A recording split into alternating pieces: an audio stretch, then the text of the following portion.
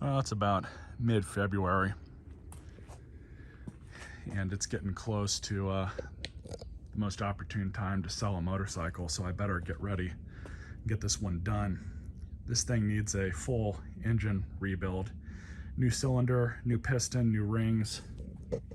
The diagnosis, as well as the part 1, the initial inspection of this bike, is in the description if you care to watch that. What's wrong with this, and he tried to mess with it on his own.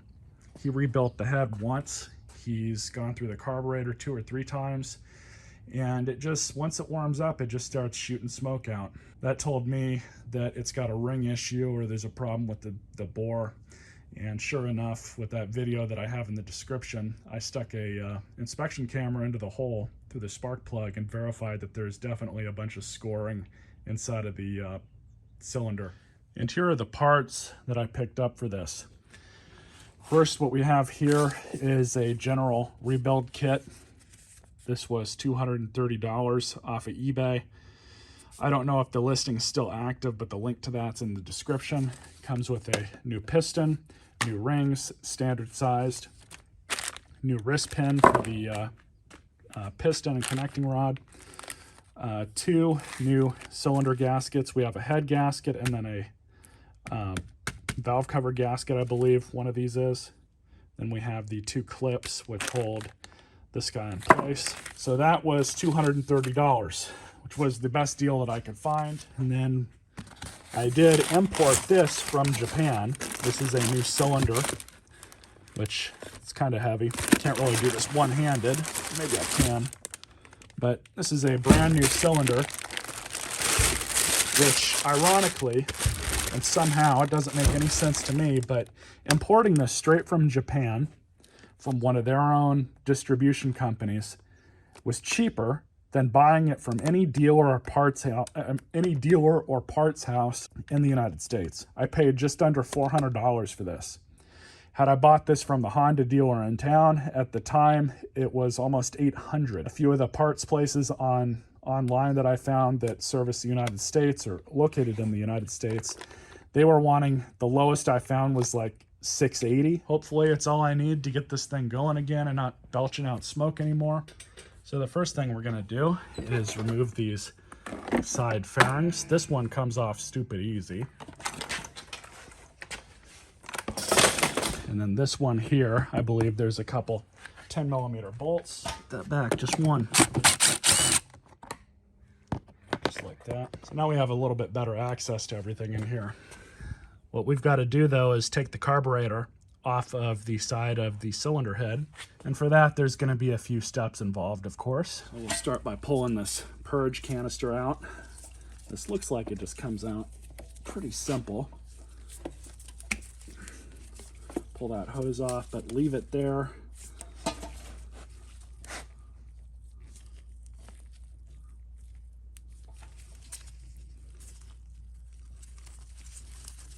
That's off, that's off.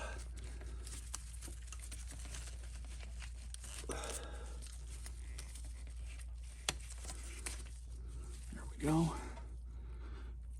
And just to get this mount out of the way. So now we have better access to the inside of the carburetor. Gonna pull that out just like that. So now we just have to start disconnecting things from the carb. I'm gonna try and see if I can get away with just disconnecting the carb from the side of the engine and not having to remove it all the way. So with a little bit of prying, all I did was wedge it in between here and here and just kind of rocked it back and forth and just popped it out. So now it's not connected to the side of the engine anymore. All I did with this intake for the air box, I just pulled that back and put it here just to get it out of the way. So this is completely loose. There's nothing on the side of the engine now other than the other intake here. Hanger bolts.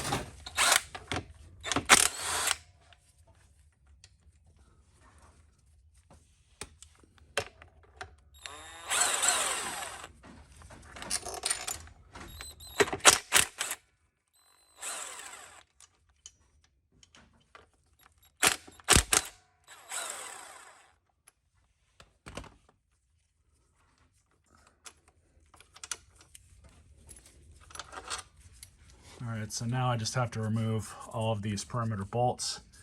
And then this one here is going to be a 10 millimeter.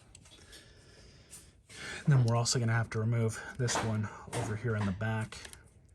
Camera won't focus on it, but we'll have to remove that one with the bracket.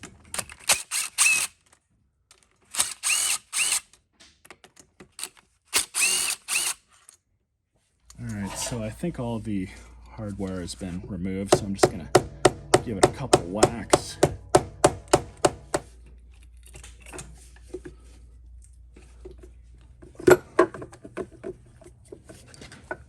So I ended up undoing the 3 bolts that held that spacer on, as well as the clamp, just so we can have better access to move this thing around.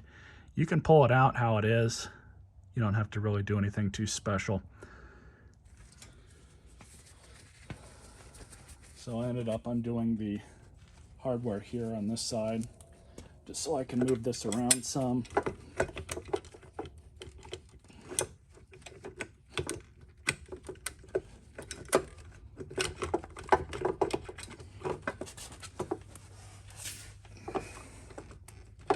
It's probably a lot easier if you remove the carburetor completely. And in hindsight, I should have done that, but it's coming out now.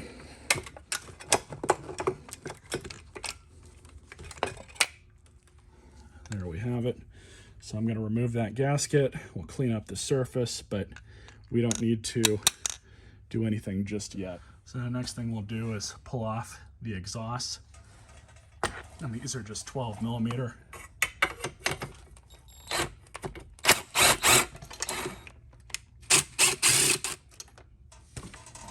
Simple enough.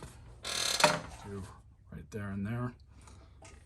So the only thing I've done back here is loosened up this exhaust bolt just a little bit in order to undo that. You don't need to do anything else here.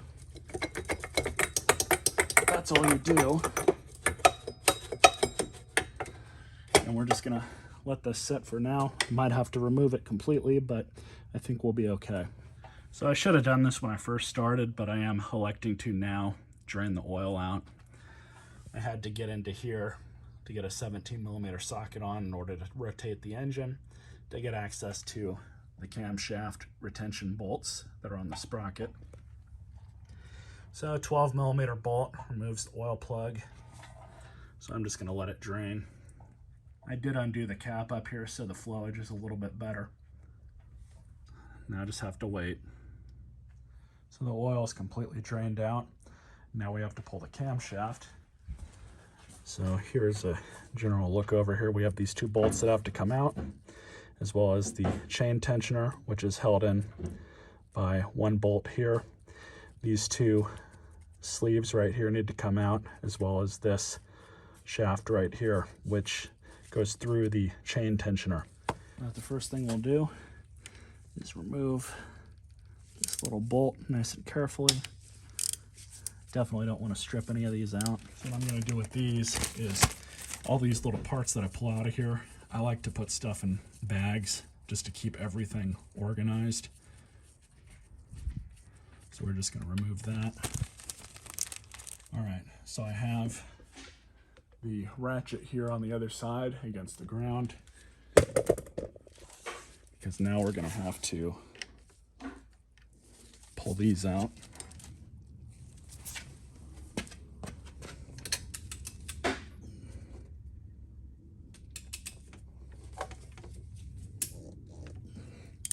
There we go.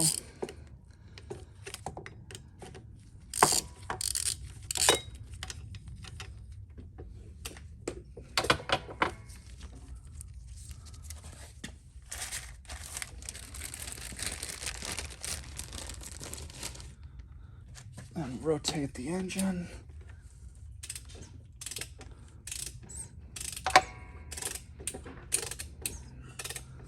Right there is fine.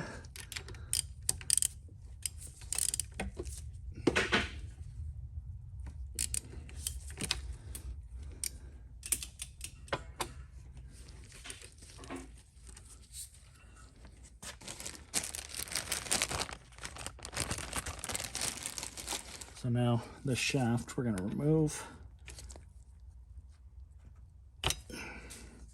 This has an O-ring on it. That's why it's kind of difficult to get out. Pull the tensioner.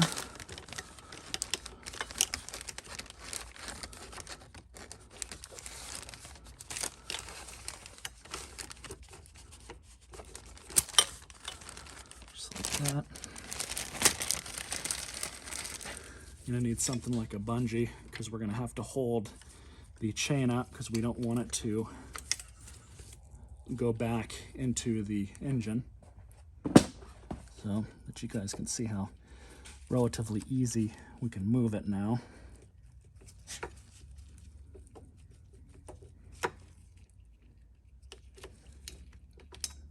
Just going to take this bearing off the other side, and as I said, very carefully pull this bearing out.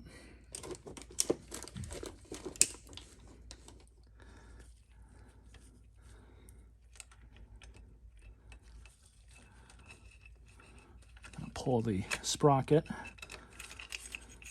just like that. Then we'll grab the chain, so we don't want that going back in. And that's all there is to it. That's how you secure one of these cam chains. Pretty damn simple. So this is going to go in its own bag. So now we're going to start removing the cylinder head. And I almost forgot, we do want to remove the compression relief valve right there. We'll pull that out, and we're going to pull out that dowel right there as well. So very carefully pull up. There's also a little spring. Pull that up too.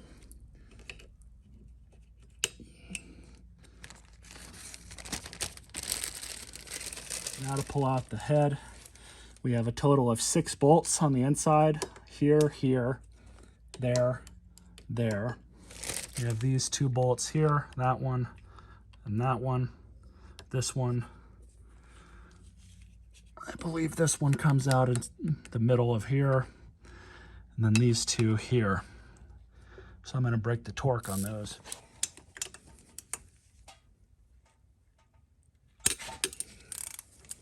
Oh yeah.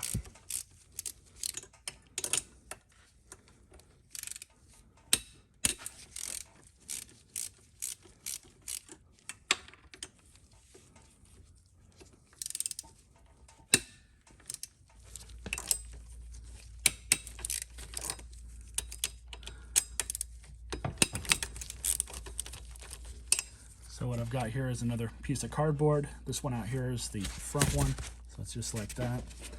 But we're just going to pull these out, and you want to be very careful because there are very thin washers that need to come out with them as well.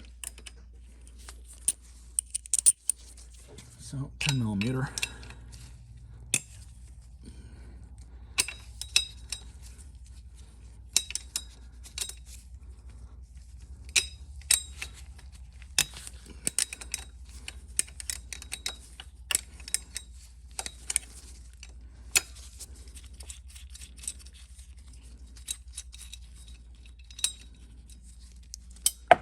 Hit it with a mallet.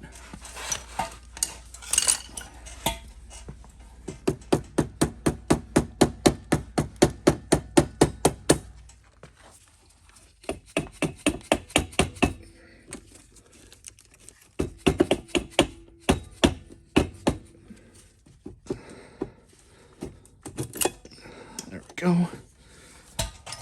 So now I'm just going to slide this through the chain, the base of the head.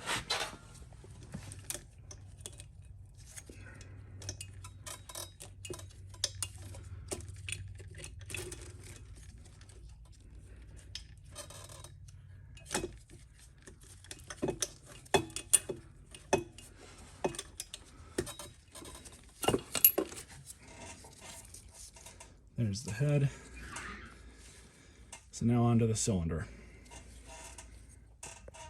All right, so the only thing that I've done is pull the screwdriver out. I've got the cam chain suspended. We're gonna pull this guide out so we don't break it. Simple enough. So what we have to do now is undo these 4 bolts that hold the cylinder on, as well as these 2 8mm. We're gonna take those out as well. And it's just these 2 here. And I think we should be good to go. We don't need to remove this oil drain here. So let's see, yeah, that'll make things a little easier. Okay, so I've got some other parts down here, which I know where these are. I dropped that copper washer that was holding this deal on up on the head. All I'm gonna do is just remove these 2 8mm bolts. I'm gonna undo those 4. Before I start pulling off any of that stuff though, what we're gonna do is just rotate the piston down so it's all the way at the bottom of the cylinder. And it is. So that will actually help us get this thing off a little bit easier, because the rings are going to be dragging on it even though they're pretty well worn out. Right, so we're just going to break the torque.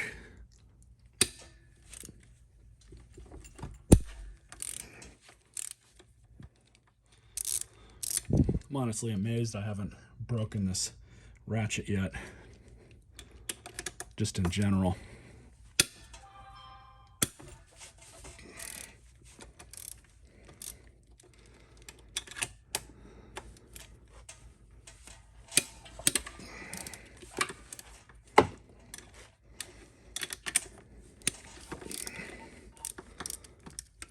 Okay, and now these 2 here.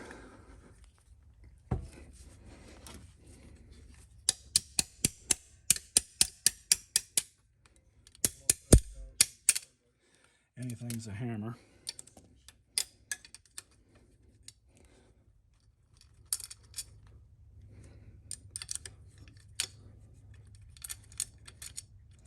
That's it.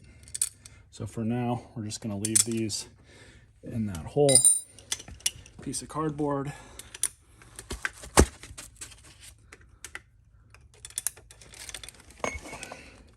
Pull these out. As well as this.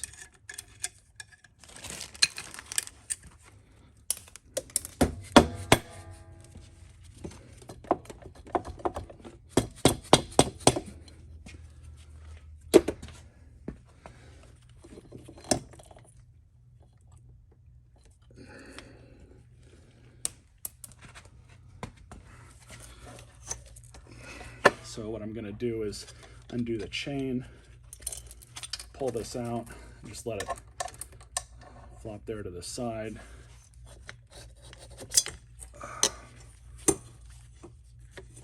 So we can see that this thing has been burning oil for a while. The back of the skirt is in really rough condition, and I can feel that through the gloves. So it's good that we're going to be replacing all this. So in order to remove the piston, we're going to have to very carefully pull these retaining rings out.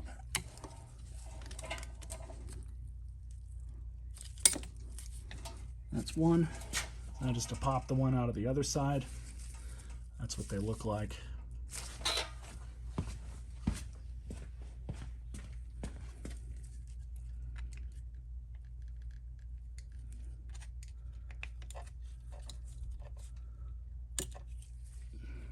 That one's off.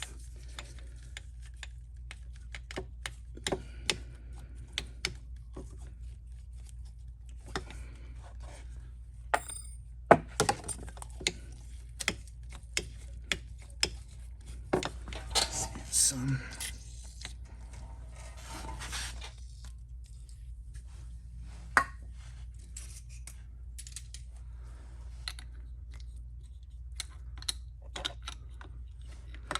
That's it.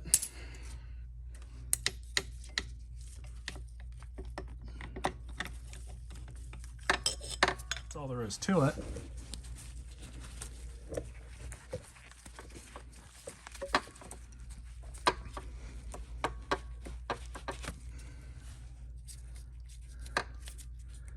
There's no scoring or damage inside there, so that's good. The oiling holes are in good shape. They're not plugged up, so we have no issues there. So all I need to do now is just prep it to put the new stuff in. Here's the old stuff. Better look at the side here. Some gouges and scratches here.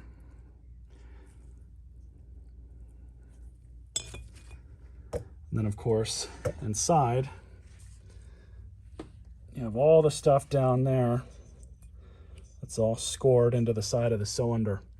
Now you could, given that the damage to this isn't as bad as I thought it was, you could probably bore it out and go up to the next highest piston and ring size.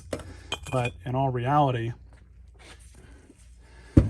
after taking it to a machine shop, having this cleaned and bored, buying the larger side piston and rings, you're going to be about the same amount of money anyways. So that's why I figured just to replace it with all original parts and just keep it at the standard size. I'm going to go back together with it. That'll be its own video, getting everything put back in place. And then after that, there's some smaller ancillary things that need to be done.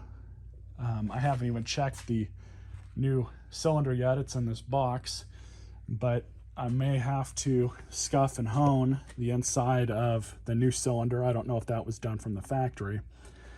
If I do have to do that, that's going to be part of that next video. But until then, stay tuned for that.